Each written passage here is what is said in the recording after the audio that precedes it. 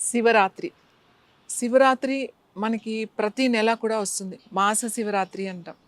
అలాగే సంవత్సరానికి మాఘమాసంలో వస్తుంది ఒక్కసారి. మనం ఎంతో సంతోషంగా, భక్తి శ్రద్ధలతో ఈ శివరాత్రిని మనం జరుపుకుంటాం. కానీ ఈ సంవత్సరం 2025లో వచ్చే ఈ మాఘమాసంలో వచ్చే శివరాత్రి చాలా గొప్పది అని చెప్పొచ్చు. ఎందుకంటే ఈ మాఘమాసంలో, ఈ నెలలో మనకి సంక్రాంతి, మకర సంక్రాంతి నుంచి శివరాత్రి వరకు మనకి అంతరిక్షంలో, స్పేస్లో కొన్ని అద్భుతాలు మనం చూస్తున్నాం కళ్ళతో. ఎప్పుడో ఒక 144 సంవత్సరాల ముందు ఇలాంటివి అంతరిక్షంలో, ఇలాంటి స్పేస్లో మనకి జరిగే మొన్నటి వరకు మనం చూసాం. జూపిటర్ చూసాం, నెప్ట్యూన్ చూసాం మనం. అలాగే ఇప్పుడు 24వ తారీఖున కూడా ఆకాశంలో మనకి ఈ 9 గ్రహాలని మనం చూడొచ్చు, కంటితో చూడొచ్చు, టెలిస్కోప్ అవసరం లేకుండా. సో ఇలా వచ్చినప్పుడు ఎందుకు ఇంత గొప్పమైంది, ఇంత అద్భుతమైనది అని ఎందుకు చెప్తాము అనంటే, ఈ మనకి ఒక ఎనర్జీ ఉంది, విశ్వంలో ఒక ఎనర్జీ ఉంది, అది విశ్వ శక్తి అని అంటాం. అలాగే మన శరీరంలో కూడా ఎనర్జీ ఉంది, ఇది కూడా ఇండివిజువల్ ఎనర్జీ అని చెప్తాం. విశ్వంలో ఉండే ఎనర్జీ, సూర్యుడు రోజు మనకి తూర్పుడు ఉదయిస్తాడు. సూర్యుడు అలా ఉదయించడానికి ఆయనకి కావాల్సిన శక్తి విశ్వంలోంచే తీసుకుంటున్నాడు. గ్రహాలన్నీ, భూమి తన చుట్టూ తాను తిరుగుతూ మొత్తం అంతా సూర్యుడి చుట్టూ తిరగడానికి కావాల్సిన ఎనర్జీ కూడా విశ్వంలోంచే వస్తుంది. ఈ సృష్టిలో జీవరాశులన్నిటికీ కూడా విశ్వం నుంచే వస్తుంది. అలాగే మనకి కూడా విశ్వం నుంచే వస్తుంది. ఈ నేచర్లో, విశ్వంలో ఉన్న ఎనర్జీ పెద్ద ఎనర్జీ అయితే, మన లోపల ఉన్న చిన్న ఎనర్జీ, అణువంత ఎనర్జీ మన శరీరంలో ఉంటుంది. ఎప్పుడు కూడా విశ్వంలో ప్రకృతి నుంచి మనకి ఆ ఎనర్జీస్ ఇస్తూనే ఉంటుంది, మనం తీసుకుంటూనే ఉంటాం. కానీ కొన్ని ప్రత్యేక సమయాల్లో, ప్రత్యేక రోజుల్లో, మనం ప్రత్యేక పద్ధతుల్లో కొన్ని కనుక మనం పాటిస్తూ మనం చేసుకున్నట్టయితే ఇంకా మనం ఆ శక్తిని మనం దాన్ని చూడొచ్చు, అనుభవించవచ్చు. శివ అంటే ఎందుకు మనకి శివరాత్రి? శివ అనగానే మనకు గుర్తొచ్చేది ఆయన శ్మశానంలో కూర్చుని ఆయన తపస్సు చేసుకుంటూ పులి చర్మం కట్టుకుని మెడలో నాగపాముని వేసుకుని ఆ శివుడే మనకు గుర్తొస్తాడు. ఇక్కడ శివ అంటే ఏంటి అంటే, అది ఒక అద్భుతమైన ఒక శక్తి, ఒక ఎనర్జీ. ఈ ఎనర్జీని మనం ఎప్పుడు ఎక్కువ పొందగలుగుతాం, ఎలా మనం చూడగలుగుతాం? చూడాలి అని అంటే ఈ 2 కళ్ళు మనం ముయ్యాలి. ఈ 2 కళ్ళతో ఏదైతే చూస్తున్నామో, ఇలా ఈ 2 కళ్ళతో మనం భగవంతుడిని చూడలేం. భగవంతుడిని మనం చూడలేము, అనుభవించలేము. మనం చూడాలి అని అంటే ఈ 2 కళ్ళు ముయ్యాలి. ఈ 2 కళ్ళు మూసి ఈ 3వ నేత్రంతో మనం చూడగలగాలి. ఎప్పుడైతే ఈ 2 కళ్ళు మూసామో అప్పుడు మీకు 3వ నేత్రం అంటే ఆజ్ఞాచక్రం దగ్గర ఉన్న కన్నుతో మనం చూడాలి. ఎక్కడ ఉన్నాడు శివుడు అంటే, నీ లోపలే ఉన్నాడు శివుడు. మరి శివ అంటే ఎవరు? శివ అంటే శ్వాస రూపంలో ఉన్నాడా, లేకపోతే మన అవయవాల రూపంలో ఉన్నాడా, లేకపోతే మన శరీరంలాగా ఉన్నాడా, లేకపోతే మన శ్వాసలో ఉన్నాడా, మన ఎక్కడ ఉన్నాడు? చక్రాల్లో ఉన్నాడా, సహస్రాహార చక్రాల్లో ఉన్నాడా? అంటే ఎలా చూడగలుగుతాం శివ అంటే? ఇది నేను ఆయన ఏం చెప్తాడు? నేను నిరాకారుణ్ణి, నేను నీ శ్వాసను కాదు, నీ శరీరాన్ని కాదు, నేను ఏమీ కాను, మరి ఎవరు అంటే నేనే శివ అని అంటాడు. అది శివతత్వం. అది మనం అర్థం చేసుకోవాలి. ఈ ఎనర్జీ మనకి ఎప్పుడు చక్కగా అలా శివరాత్రి రోజున, మీరు ఇప్పుడు మాఘమాసంలో వచ్చే ఈ 26వ తారీఖు జరిగే అద్భుతమైన రోజు శివరాత్రి. మనకి 144 సంవత్సరాల తర్వాత మళ్ళీ మనకి ఇలాంటి శివరాత్రిని మనం చూస్తున్నాం. మీరు ఏమి చేయాల్సిన అవసరం లేదు.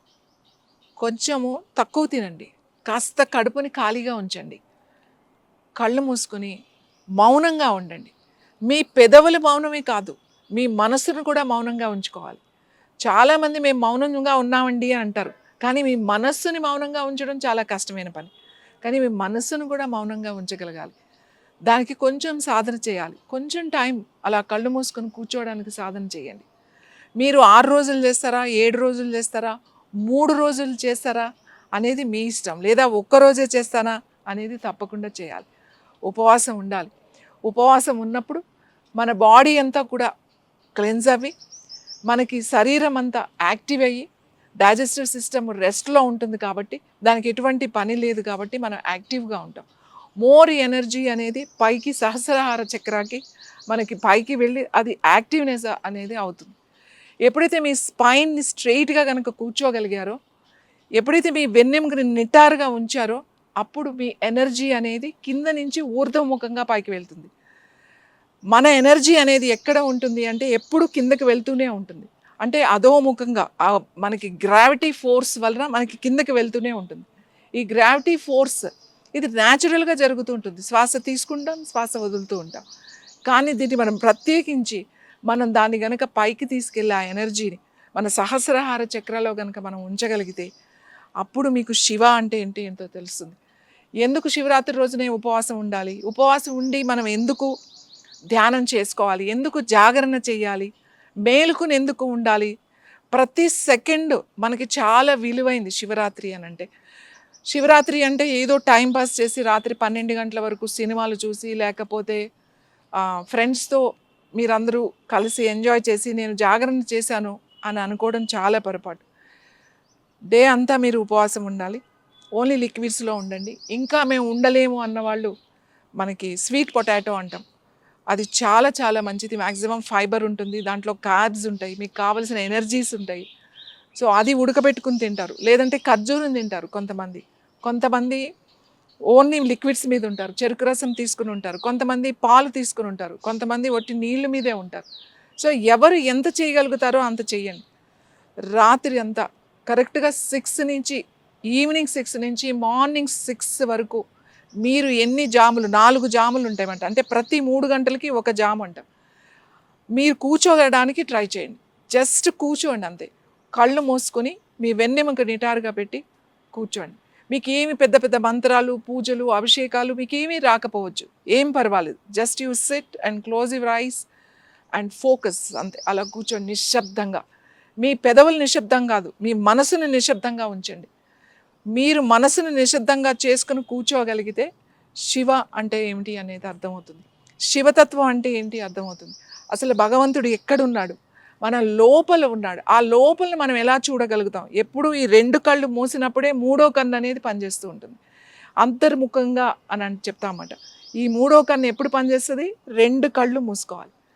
మీ పెదాలు మూసి ఉంచాలి, నిశ్శబ్దంగా ఉండాలి, కళ్ళు మూసుకుని ఉండాలి. అప్పుడు మీ త్రినేత్రుడు అంటాం, 3వ నేత్రం పనిచేయడం మొదలవుతుంది. ఈ 3వ నేత్రం అంటే ఏంటి అంటే this is the pineal gland. ఇది గుర్తుపెట్టుకోండి. మనకి పీనియల్ గ్లాండ్ ఎక్కడ ఉంటుంది అని అంటే ఆజ్ఞా చక్ర అని చెప్తాం కదా, దానికి ఉంటుంది. పీనియల్ గ్లాండ్ ఎంత ఉంటుంది అనుకుంటున్నారు, ఒక చిన్న గింజలాగా ఉంటుంది, ఒక ఒడ్డు గింజ అంటాం కదా, అంతే ఉంటుంది. దానికి మీ పాస్ట్ తెలుసు, మీ ఫ్యూచర్ తెలుసు, దానికి గత జన్మ తెలుసు, వచ్చేది కూడా తెలుసు. దానికి అంత పవర్ ఉంటుంది. ఇది యాక్టివేట్ చేసుకోవాలి అని అంటే మనం ఈ 2 కళ్ళు మూసి కూర్చోవాలి. అప్పుడు మీకు పీనియల్ గ్లాండ్ యాక్టివేట్ అవుతుంది, పిట్యూటరీ గ్లాండ్ యాక్టివేట్ అవుతుంది, మీ మెడుల్లా అబ్లాంగేటా యాక్టివేట్ అవుతుంది, మీ బ్రెయిన్ స్టెమ్ యాక్టివేట్ అవుతుంది, మీ హైపోథాలమస్ యాక్టివేట్ అవుతుంది, 4th ventricle and 3rd ventricle కూడా యాక్టివేట్ అవుతాయి. ఇవి యాక్టివేట్ అయినప్పుడు మీకు అప్పుడు మీరు భగవంతుడు అంటే ఏమిటి, భగవంతుడు ఎలా ఉంటాడో అది మీరు అనుభవించగలుగుతారు. మీ 3వ నేత్రంతో మీరు చూడగలుగుతారు. అంత అద్భుతమైన అవకాశం మనకి ఇప్పుడు వచ్చే రాబోయే శివరాత్రి రోజున. పెద్దగా ప్రయత్నాలు ఏమీ చేయకండి, సింపుల్గా కూర్చోండి. తినకుండా ఉంటే మంచిది, లిక్విడ్స్ మీద ఉపవాసం ఉంటే మంచిది. ఉండలేని అనుకున్న వాళ్ళు అట్లీస్ట్ చాలా తక్కువ తినండి, పొట్టని ఖాళీగా ఉంచుకోండి. ఈ రాత్రి అంతా ఎక్కువసేపు కూర్చోలేకపోవచ్చు, 5 నిమిషాలు కూర్చున్న తర్వాత మీ మనసు కూర్చోలేకపోవచ్చు, జస్ట్ కదలండి, మంత్రం చదువుకోండి, లేదా మంత్రం వినండి. ఓం నమ శివాయ, ఓంకారం ఏదైనా కూడా శివుడికి సంబంధించింది మీరు చేసుకోండి. శివారాధన ఇది చేసి మన బాడీని మళ్ళీ మనం 1 ఇయర్ వరకు యాక్టివ్ చేసుకోవాలి అని అంటే ఈ సంవత్సరంలో మనకు అన్ని గ్రహాలు కూడా మనకి అనుకూలించి ఒకటే లైన్లో వచ్చి మనకు మళ్ళీ 24th కూడా మనం మన కళ్ళతో మనం చూడగలుగుతున్నాం. ఆ గ్రహాలన్నింటినీ, ఈ సృష్టిని అంతటిని నడిపించే శక్తి, విశ్వశక్తి ఏదైతే ఉందో ఆ విశ్వశక్తిని మన ఇండివిజువల్ శక్తి, మన లోపల ఉన్న శక్తికి 2 కలపాలి. ఈ కలిపే అవకాశం మీరు ఏమి చేయకుండా అలా స్ట్రైట్గా కళ్ళు మూసుకొని కూర్చుంటే చాలు, అదే కలుస్తుంది. ఈ శివరాత్రిని అందరూ కూడా ఆ ఎనర్జీ మీరు చార్జ్ చేసుకోవాలి. మీ అందరికీ కూడా ఆ శివుడి దర్శనం అవ్వాలని, మీకు అందరికీ ఆ ఎనర్జీ ఎలా ఉంటుందో మీరు అనుభవంలోకి తీసుకువస్తే మీకు ఎందుకు ఉపవాసం చేయమన్నారు, ఎందుకు జాగరణ చేయమన్నారు అనేది మీకు అర్థమవుతుంది. మీకు అందరికీ కూడా దర్శనం కలగాలని ఆశిస్తూ నమస్తే.